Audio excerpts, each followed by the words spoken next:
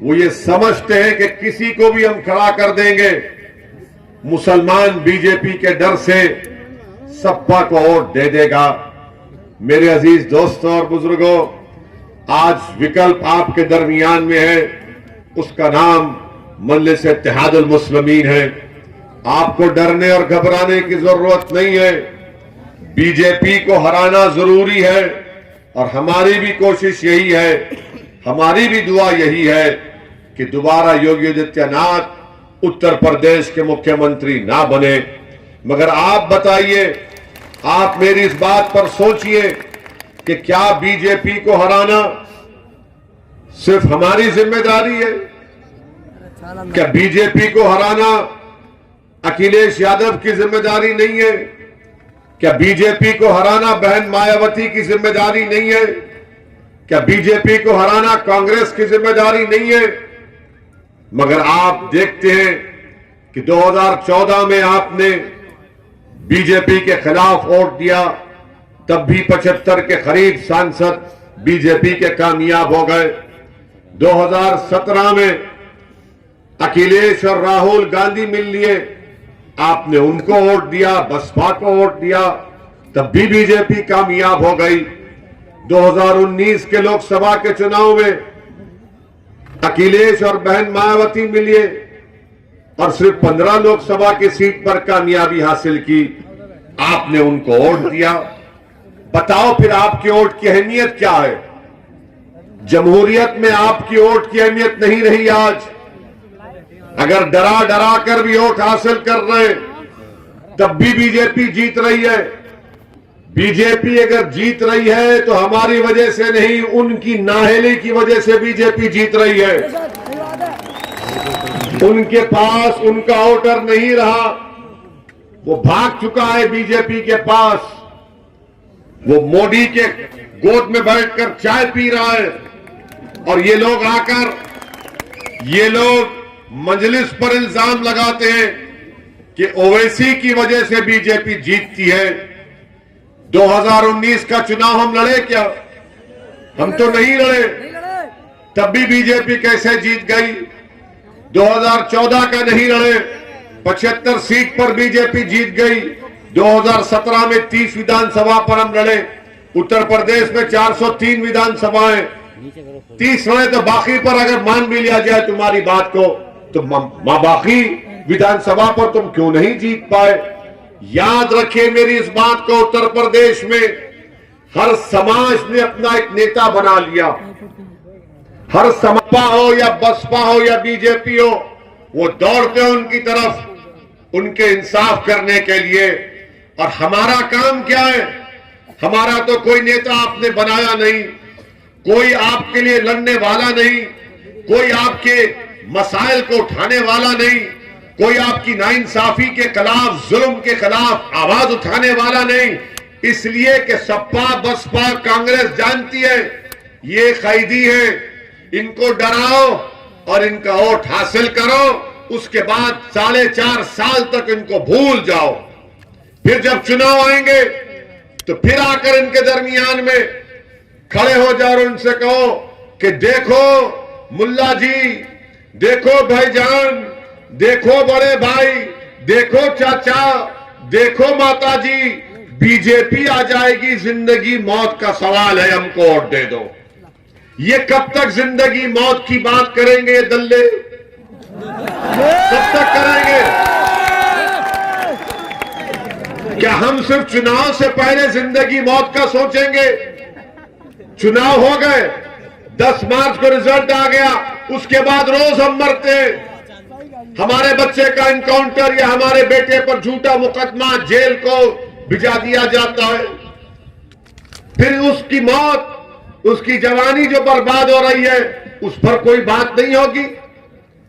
यानी सिर्फ चुनाव आता है तो जिंदगी मौत, जिंदगी मौत, जिंदगी मौत। अबे तू क्या मेरी जिंदगी का मालिक है? अबे तू क्या मेरी मौत का फैसला करने वाला है? अरे दुनिया में जो कोई भी आया, इस दुनिया में अल्लाह के हुक्म से आया। मौत का भी वक्त लिखा हुआ है, रिज़्क़ भी लिखी हुई है और इज्जत भी लिखी हुई है। ये आपको सिर्फ के थाली मारना नहीं है, 14 तारीख को जाके हाँ नहीं करना है, बटन दबाना है, दबाएंगे बटन पर। हाँ ये बात हुई अब, वरना हमारा मामला ऐसा है कि वो बहुत जज्बात में हो जाते, फिर 14 को आए तो शैतान आके कान में बोलता जिंदगी मौत, फिर शैतान के एजेंट भी है वो भी आके बोलते जिंदगी मौत। तो उन शैतानी ताकतों से कहना कि जिंदगी मौत ना तेरे हाथ में ना मेरे हाथ में, उसके हाथ में, वो जाने, वो मैं जानू। मैंने जिसके नाम का सदका खाया उनके सदके में इंशाल्लाह जिंदा भी रहूंगा और इनको हराऊंगा भी इंशाल्लाह। हम किसके नाम का सदका खाते हैं? कमली वाले के नाम का सदका खाते हैं। ये आके जिंदगी मौत, जिंदगी मौत।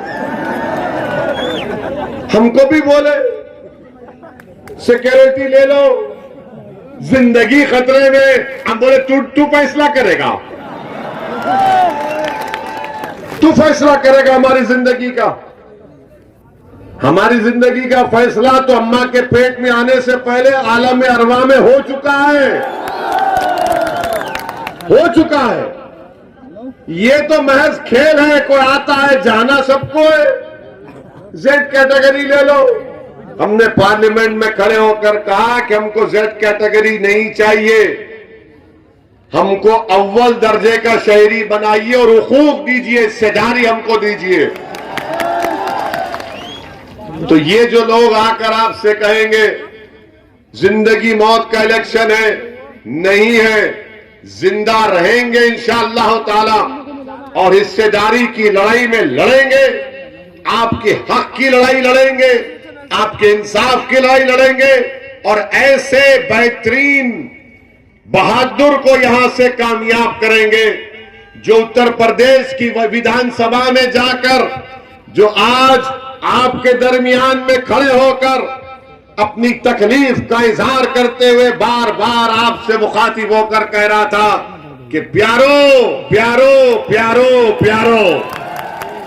मगर जब हाफिज वारिस आपके दुआओं से और आपके वोट से कामयाब होगा तो कुंदरकी की विधानसभा के लिए, कुंदरकी की विधानसभा के विकास के लिए, उत्तर प्रदेश के अल्पसंख्यक समाज के लिए, दलितों के लिए उस ऐवान में, उस विधानसभा में खड़े होकर प्यारो प्यारो नहीं बोलेगा, बोलेगा है जालिमो जालिमो, इंसाफ करने का वक्त आ गया है।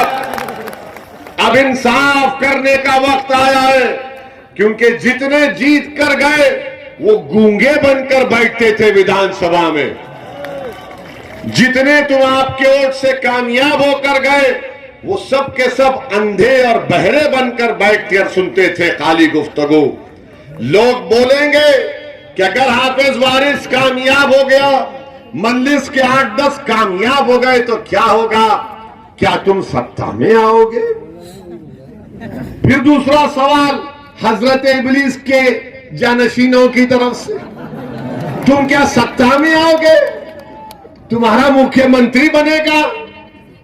मेरे भाई 40 साल से आपने जिसको वोट दिया उसको विधायक बनाया, उसको मिनिस्टर बनाया, मंत्री बनाया, उसकी पार्टी के आदमी को मुख्यमंत्री बनाया, उसको एक गाड़ी मिलती है, उसके लाल लाइट लगती है तो विधायक समझता कि मेरे सर से सींग निकल गए, टाई टाई समझ के। काम कुछ नहीं करता, इनके पास कोई ताकत नहीं होती सिवाय इसके कि सिर्फ जनता में आके मंत्री जी आ गए, मंत्री जी आ गए। और जितने मंत्री बने संतरी से भी उनको बड़ा ताकत नहीं थी उनके पास, कुछ नहीं कर सकते। जब भैया के सामने जाते तो सांस नहीं ले सकते, हाथ जोड़ के खड़े होते बाअदब होकर। जब बहन जी के पास जाते तो सांस भी नहीं ले सकते। ये इनकी हैसियत है, ये हकीकत है। ये क्या बोल सकते अखिलेश के सामने? इनको बोलने से पहले इजाजत लेनी पड़ती है कि भैया बोले या ना बोले। भैया इनको सिर्फ घूर के देखे कि समझ गए हम, ये हमारी हैसियत है, ये हमारा मुकाम है, ये हकीकत है। इसको जब कैसे बदलेंगे आप, जब आप कुंदर की विधानसभा से हाफिज वारिस को कामयाब करेंगे, तो हाफिज वारिस को मैं आपके दरमियान में ये बता रहा हूं कि जब इंशाअल्लाह अल्लाह सुब्हानहू व तआला नबी करीम सल्लल्लाहु अलैहि वसल्लम के सदक़े और तुफैल में हाफिज वारिस को यहां से विधायक बनाकर उत्तर प्रदेश की विधानसभा में भिजाएगा, तो हाफिज वारिस साहब जबान नहीं रुकनी चाहिए गरीब मजलूमों के इंसाफ के लिए। लड़ते रहना आपका काम है। और सुनो समाजवादी पार्टी के चमचों, मैं तुमसे अगर आप बोलेंगे अब ये 7-8 जीत गए तो क्या होगा, आप उनसे पूछिए। भारत की पार्लियामेंट में जो हमारे देश की सबसे बड़ी पंचायत है, 540 के ऐवान में अगर एक दीवाना ओवैसी खड़ा हो गया तो 300 बीजेपी के खड़े होकर इस्तकबाल करते हैं उसका। तो मालूम क्या हुआ, तादाद की जरूरत नहीं है, इखलास की जरूरत है। मालूम क्या हुआ, तादाद की जरूरत नहीं है, हिम्मत की जरूरत है। मालूम क्या हुआ, इख्तिदार की जरूरत नहीं है, इमाम हुसैन के जज्बे की जरूरत है जो करबला में दिखाया गया। ये मिजाज मंजलिस पैदा करती है। वक्त का यजीद होगा तो गर्दन नहीं झुकाएंगे, गर्दन कटा देंगे। वक्त का नमरूद होगा, आग होगी, तब भी कहेंगे कि आग में जाना पसंद करेंगे, मगर बातिल से समझौता नहीं करेंगे। वक्त का फिरौन होगा, ताकत होगी, तब भी कहेंगे कि नहीं, तेरी फिरौनियत खत्म होगी। जब फिरौन होगा तो अल्लाह मूसा को भी पैदा करेगा, अल्लाह हारून को भी पैदा करेगा। मेरे अजीज दोस्तों और बुजुर्गों, ये मिजाज मजलिस आपको देती है। बैठिए बैठिए, उड़न कठोला है वो। हाँ, टेक ऑफ करना है बोल रहे हैं, मगर आपको मैं बता रहा हूं, आप अखिलेश को भरोसा मत करिए। एक वीडियो चल रहा है, सुना आपने अखिलेश का वीडियो? उससे मीडिया ने सवाल किया हिजाब और निकाब पर। क्या किया अखिलेश ने? क्या कहा? क्या कहा? क्या कहा उसने? बोला मुझे सुनाई नहीं दे रहा, बहरा हो गया क्या? जब मीडिया ने पूछा मुस्लिम वोट, तो बोला ऊंचा बोलो, सुनाई नहीं दे रहा है। और फिर उस बच्ची ने क्या किया? उस बच्ची ने क्या किया? उस बच्ची से जब पूछा गया बीबीसी के इंटरव्यू ने कि तुमने नारा क्यों लगाया, तो उस बच्ची ने हम सबको जिंदगी का मकसद बता दिया। उस बच्ची ने कहा कि जब मैं डरती हूं तो मैं कहती हूं अल्लाह अकबर। तो जब तुम डरोगे तो क्या बोलोगे? जब जिंदगी मौत की बात करेगा तो क्या बोलोगे? जब जिंदगी मौत की बात करेगा तो क्या बोलोगे? समाजवादी के लोग जब डरते हैं क्या कहते हैं? भैया भैया भैया। हम नहीं बोलेंगे, हम अपना हक लड़ेंगे। और 14 तारीख के दिन आप तमाम मजलिस का साथ देंगे ना? हाथ उठाइए, मजलिस का साथ देंगे, हाफिज वारिस को कामयाब करेंगे, इसको अपना खादिम बना लेंगे। तो आप मेरे साथ लगाइए नारा मजलिस इत्तेहादुल मुस्लिमीन। अब मेरे साथ पतंग को खींचिए डाल के 1 2 3 4 5। सलाम अलैकुम।